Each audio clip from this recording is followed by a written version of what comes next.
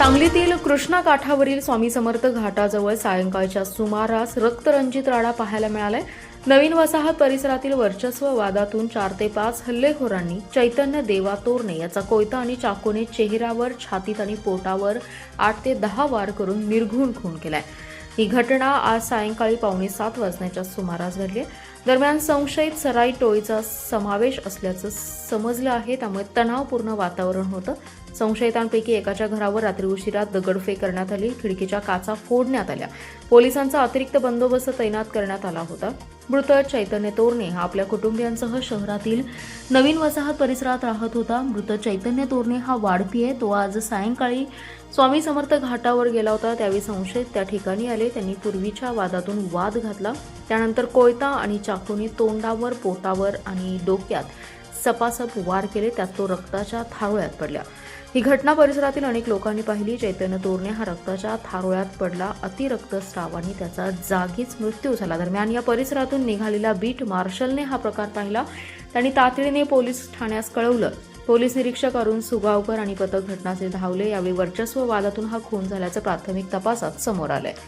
घटनेची माहिती मिळताच पोलीस अधीक्षक तुषार दोशी, अप्पर अधीक्षक कल्पना बारोकर, उपाधीक्षक संदीप भागवत, स्थानिक गुन्हे अन्वेषणचे पोलीस निरीक्षक संजीव झाडे, शहरचे अरुण सुगावकर यांनी घटनास्थळी भेट देत तपासाच्या सूचना दिल्या. दरम्यान घटनास्थळ आणि शासकीय रुग्णालय परिसरात तोरणेच्या कुटुंबियांची मोठी गर्दी होती. त्या ठिकाणी त्यांनी गोंधळ घातला. रात्री उशिरा हा तणाव निवळला. मृत चैतन्य याच्यावर 8 ते 9 वर्मी वार झाले होते. पोटावर, मानेवर, डोक्यात खोलवर वार झाल्याने अतिरक्तस्राव झाला आणि त्याचा जागीच मृत्यू झाल्याचं तपासणीतून स्पष्ट झालंय. पोलिसांनी संशयितांपैकी काही नावे निष्पन्न केली. त्यांच्या शोधासाठी तातडीने शहर, एलसीबी आणि विश्रामबागची 3 पथके रवाना करण्यात आली आहेत. कृष्णा नदीतील मगरींचा धोका पुन्हा एकदा समोर आलाय. मंगळवारी पहाटे पोहण्यासाठी गेलेल्या एका उद्योजकावर मगरीने हल्ला करून गंभीर जखमी केलं. मात्र प्रसंगावधान राखत मगरीच्या डोक्यावर प्रतिकार केल्याने त्याचा जीव वाचलाय. ही थरारक घटना मंगळवारी सकाळी 6:45च्या सुमारास कृष्णा नदी पात्रात घडली आहे. जालिंदर उर्फ शामराव नाना साळुंखे असं जखमी उद्योजकाचं नाव आहे. त्यांना तातडीने सांगलीच्या शासकीय रुग्णालयात दाखल करण्यात आलंय. प्राथमिक उपचारानंतर त्यांना घरी सोडण्यात आलं. साळुंखे यांचा साई अमृत मिल्क प्रोडक्टचा व्यवसाय असून ते गेले 20 ते 22 वर्ष नियमितपणे कृष्णा नदीत पोहण्यासाठी जातात. मंगळवारी सकाळी 6:15च्या सुमारास ते नेहमीप्रमाणे 4 ते 5 मित्रांसह कृष्णा घाटावर पोहण्यासाठी गेले होते. नदीतील प्रवाह आणि पाण्याची ओढ लक्षात घेऊन ते कृष्णा घाटावरून सांगलीवाडीच्या बाजूला गेले आणि तिथून बायपास पुलाच्या दिशेने पोहत होते. याचवेळी गढूळ पाण्यात दबा धरून बसलेल्या मगरीशी त्यांचा अचानक संपर्क आला. पाण्यातील हालचालींचा अंदाज न आल्याने साळुंखे यांचा हात मगरीला लागला आणि क्षणात मगरीने त्यांच्यावर झडप घातली. मगरीने त्यांच्या डाव्या खांद्याचा चावा घेतला. अचानक झालेल्या हल्ल्याने काही क्षण गोंधळ उडाला. मात्र प्रसंगावधान राखत साळुंखे यांनी मगरीच्या डोक्यावर जोरदार ठोसा मारला. त्यामुळे मगरीने खांदा सोडला, पण लगेच हातावर हल्ला चढवला. मात्र धाडस आणि चातुर्य दाखवत साळुंखे यांनी स्वतःची सुटका करून महापालिकेकडून 3,827 जन्माचे बोगस दाखले दिल्याचा आरोप होतोय. या आरोपामध्ये काहीही तथ्य नाही. शासनाच्या नियमानुसार आणि आवश्यक कागदपत्रे घेऊन दाखले दिले तरी देखील या दाखल्यांची जिल्हा उपनिबंधकांकडून पडताळणी केली जाईल, असा खुलासा आयुक्त संचिता महापात्र यांनी केला. गेल्या आठवड्यात भाजपचे नेते किरीट सोमय्या यांनी महापालिकेत येऊन जन्ममृत्यू विभागाची बैठक घेतली होती. या बैठकीत महापालिकेने 3,827 जन्माचे बोगस दाखले दिला असल्याचा आरोप केला होता. या आरोपाला उत्तर देताना आयुक्त संचिता महापात्र म्हणाल्या, केंद्र शासनाच्या CSR पोर्टलद्वारे जन्ममृत्यू दाखल्यांचे डिजिटायझेशन 2024 पासून सुरू झाले. आतापर्यंत सुमारे 60,000 दाखल्यांची पोर्टलवर नोंदणी करण्यात आली आहे. महापालिकेकडून एकूण 39,000 दाखल्यांपैकी 3,827 दाखल्यांमध्ये दुरुस्ती करण्यात आली. या दुरुस्त्यांमध्ये नाव, पत्ता किंवा अन्य तपशिलातील बदलांचा समावेश आहे. प्रत्येक दुरुस्तीसाठी संबंधित नागरिकांकडून आवश्यक कागदपत्रे पुरावे घेण्यात आलेत. हे पुरावे वैध आहेत की नाहीत याचा अंतिम निर्णय जिल्हा निबंधक यांनी घेतलाय. संबंधित सर्व प्रकरणे पडताळणीसाठी जिल्हा निबंधकांकडे पाठवण्यात येणार आहेत. त्यांच्या अहवालानंतर पुढील निर्णय शासन स्तरावर घेतला जाईल. तसेच दाखले रद्द करण्याचा अधिकार महापालिकेला नसल्याने त्याबाबत स्थानिक प्रशासन कोणतीही कारवाई करू शकत नाही. दाखल्यांमधील चुका दुरुस्त करण्याच्या अधिकाराबाबत विद्यमान कायद्यात काही प्रमाणात संभ्रम असून या संदर्भात शासनाकडे मार्गदर्शन मागवण्यात आले असून त्यानुसार पुढील कार्यवाही केली जाईल, असं आयुक्तांनी सांगितलं. वारणाली येथील मल्टी स्पेशालिटी हॉस्पिटलसाठी तज्ज्ञ डॉक्टरांची गरज असते. महापालिकेकडे हे डॉक्टर नाहीत. सध्याच्या मनुष्यबळावर केवळ ओपीडी सुरू करता येते. त्यामुळे मल्टी स्पेशालिटी हॉस्पिटल महापालिका चालवू शकत नसल्याचे आयुक्त संचिता महापात्र यांनी पत्रकारांशी बोलताना स्पष्ट केले. वारणाली येथील मल्टी स्पेशालिटी हॉस्पिटलच्या खासगीकरणाला विरोध होतोय, त्यावर आयुक्त महापात्र म्हणाल्या की वारणाली हॉस्पिटलसाठी 108 पदे मंजूर आहेत, त्यापैकी 25 पदे भरण्यात आली आहेत. मल्टी स्पेशालिटी रुग्णालयासाठी तज्ज्ञ डॉक्टरांची गरज आहे. सध्याच्या मनुष्यबळावर केवळ ओपीडी सुरू करता येईल. अत्याधुनिक मशिनरीसाठी टेक्निशियन देखील महापालिकेकडे नाहीत. सध्या केवळ हॉस्पिटल चालवण्याबाबत प्रस्ताव मागवलेत. मल्टी स्पेशालिटी रुग्णालय महापालिका चालवू शकत नसल्याचं त्यांनी स्पष्ट केलं. महापालिकेकडून 100 कोटींचे कर्ज रोखे उभारण्यात येणार आहे. त्यासाठी अधिकाऱ्यांची समिती स्थापन केली जाणार आहे. या समितीत महापौरांसह पदाधिकाऱ्यांचा समावेश करण्यात आलेला नाही. याबाबत आयुक्त म्हणाल्या की कर्ज रोख्यासाठी 2 समिती गठीत करणार असून एका समितीत पदाधिकाऱ्यांचा समावेश असेल तर दुसरी समिती स्वाक्षरीचे अधिकार असतील. लवकरच मर्चंट बँक सीएची नियुक्ती केली जाईल. कर्ज रोख्यापूर्वी दुहेरी लेखापद्धत तयार करावी लागणार आहे. सारी प्रक्रिया पूर्ण होण्यास 7 ते 8 महिने लागतील असं महापात्र यांनी सांगितलं. वारणा मल्टी स्पेशालिटी हॉस्पिटलचे खाजगीकरण न करता महापालिकेमार्फत हे चालवलं जाईल. तसेच स्मार्ट एलईडी प्रकल्पातून समुद्रा कंपनीला बाजूला केलं जाईल. त्यासाठी शासनाकडून मार्गदर्शन मागवण्यात येणार असल्याची माहिती आमदार सुधीर गाडगीळ यांनी पत्रकारांशी बोलताना दिली आहे. तसेच भांडवली मूल्यावर आधारित घरपट्टीबाबत 10% नागरिकांच्या हरकती आहेत, त्यावर निर्णय होणार असल्याचं सांगून आमदार गाडगीळ यांनी भांडवली मूल्यावरील घरपट्टीचे समर्थन केलं. महापालिकेत विविध प्रकल्पांबाबत सुधीर गाडगीळ यांनी बैठक घेतली. त्यानंतर त्यांनी पत्रकारांशी संवाद साधला. आमदार गाडगीळ म्हणाले, महापालिकेचे वारणाली मल्टी स्पेशालिटी हॉस्पिटल PPP तत्वावर चालवण्यास देण्याचा प्रस्ताव महापालिका प्रशासनाने महासभेपुढे आलेला आहे. मात्र हे हॉस्पिटल PPP तत्वावर चालवण्यास दिले जाणार नाही. एकदा गेले की गेले असं होत असतं. त्यामुळे हे हॉस्पिटल चालवण्यास देऊ नये या संदर्भात सूचना दिल्यात. या हॉस्पिटलसाठी शासनाने 25 पदे मंजूर केली. त्यांच्या सहाय्याने हे हॉस्पिटल लवकरच सुरू होईल. महापालिका प्रशासनाने भांडवली मूल्यावर आधारित घरपट्टीच्या नोटिसा दिल्या आहेत. 90% नागरिकांचं समाधान झाले. उर्वरित 10% नागरिकांचाही प्रश्न सुटेल. भांडवली मूल्यावर आधारित घरपट्टीमुळे भाड्याने दिलेल्या मालमत्तांच्या घरपट्टीचा प्रश्न हा सुटला असल्याचं त्यांनी सांगितलंय. महापालिकेच्या वादग्रस्त स्मार्ट एलईडी पथदिवे प्रकल्पाबाबत आमदार गाडगीळ म्हणाले, कराराच्या अनुषंगाने शासन स्तरावरून मार्गदर्शन मागवण्यात येत आहे. त्यांचं मार्गदर्शन येईल. समुद्रा कंपनीला पैसे देऊन हा करारच संपुष्टात आणला जाईल. या प्रकल्पातून समुद्रा कंपनीला बाजूला केलं जाईल. त्या अनुषंगाने हालचाली सुरू आहेत. शेरी नाला योजनेबाबत शासन स्तरावर पाठपुरावा सुरू आहे. मुख्यमंत्री फडणवीस सकारात्मक आहेत.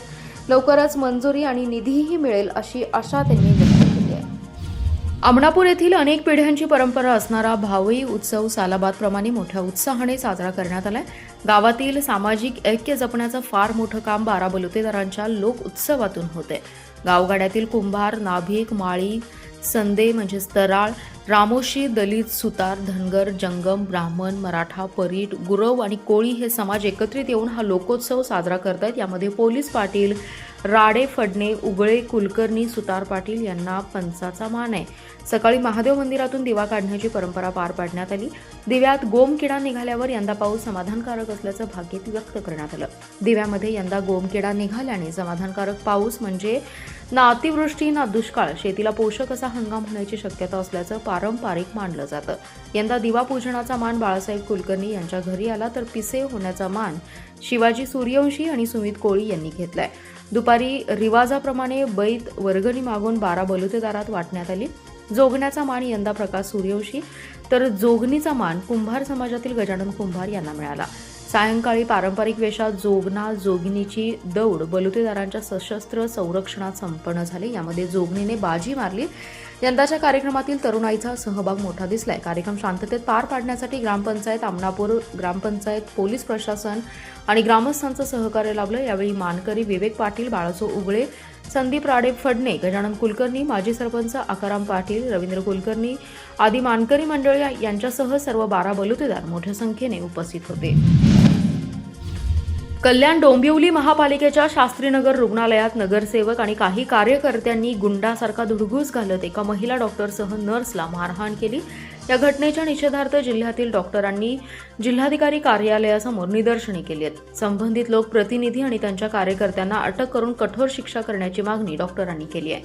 जनरल मेडिकल प्रॅक्टिशनर्स फोरमचे अध्यक्ष डॉक्टर विनय संगपाळ, उपाध्यक्ष डॉक्टर अनंत शृंगारपूरकर, डॉक्टर दिलीप मगदूम, डॉक्टर सुनील मगदूम यांच्या नेतृत्वाखाली डॉक्टरांनी आंदोलन केलं.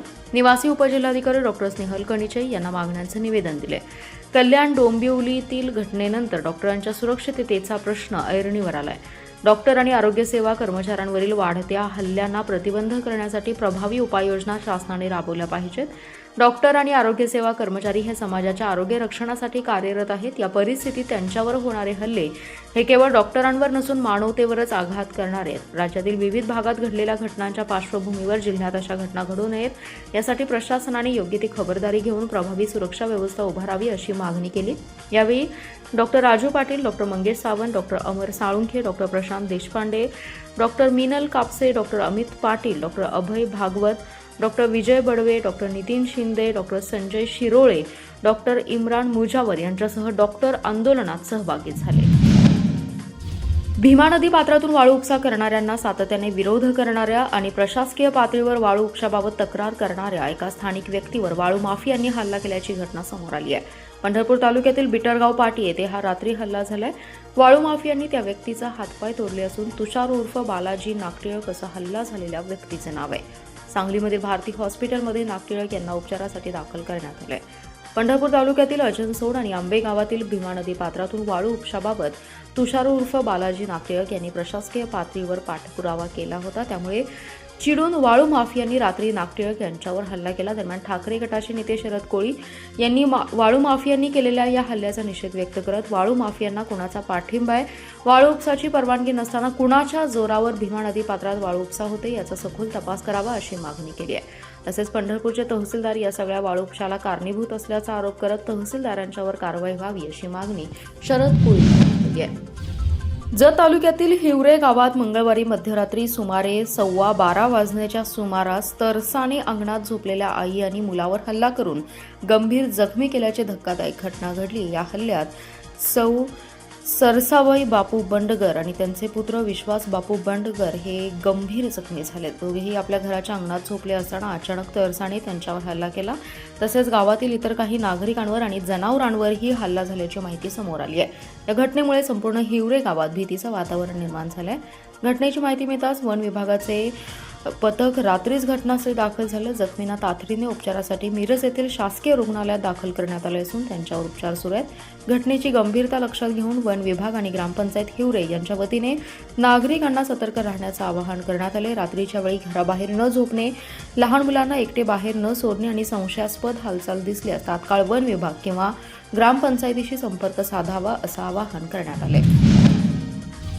तासगाव तालुक्यातील मणेराजुरी येथील सोन्याचं दुकान फोडणारा त्याच गावातील चोरट्यास जेरबंद करण्यात पोलिसांना यश आले. या चोरट्याकडून 6,32,030 रुपयांची 2 किलो 734 ग्रॅम वजनाची चांदी आणि एक दुचाकी असा एकूण 6,92,080 रुपयांचा मुद्देमाल जप्त केलाय. स्थानिक गुन्हे अन्वेषणाच्या पथकाने यशवंतनगर रोडवर ही कारवाई केली. या प्रकरणी राहुल दादासो जमदाडे याला अटक केली आहे. कुमठे येथे राहणाऱ्या राहुल कदम यांचं मणेराजुरी गावामध्ये महालक्ष्मी ज्वेलर्स नावानं सोन्याचं दुकान आहे. सदरच्या दुकानात दिनांक 9 जुलै रोजी अज्ञात चोरट्यांनी चोरी करून 2 किलो 734 ग्रॅम वजनाची चांदी लंपास केली होती. याबाबत कदम यांनी तासगाव पोलिसात फिर्याद दिली होती. स्थानिक गुन्हे अन्वेषणाचं एक पथक घरफोडी करणाऱ्या संशयितांचा शोध घेत होते. यावेळी पथकातील कर्मचाऱ्यांना माहिती मिळाली की यशवंतनगर ते वसंतदादा कारखान्याकडे जाणाऱ्या मार्गावरील मदनभाऊ पाटील बाल उद्यानाजवळ संशयित राहुल जमदाडे हा चोरीचे दागिने घेऊन विक्री करण्यासाठी येणार आहे. मिळालेल्या माहितीप्रमाणे पथकातील कर्मचाऱ्यांनी त्या ठिकाणी सापळा लावला. यावेळी संशयित जमदाडे हा पाठीवर सॅक अडकवून दुचाकीवर थांबल्याचं निदर्शनास आलं. यावेळी त्याला पळून न जाता त्याला थांबवून त्याची झडती घेतली असता त्याच्या सॅकमध्ये चांदीचे दागिने मिळाले. या दागिन्यांबाबत कसून चौकशी केली असता त्याने सांगितले की तो राहत असलेल्या मणेराजुरी गावातील महालक्ष्मी ज्वेलर्स फोडून चोरी करत त्याने हे दागिने चोरलेले आहेत. त्यानंतर त्याला ताब्यात घेऊन त्याच्याकडून एकूण 6,92,080 रुपयांचा मुद्देमाल जप्त करत त्याला पुढील कार्यवाहीसाठी तासगाव पोलिसांच्या स्वाधीन केला.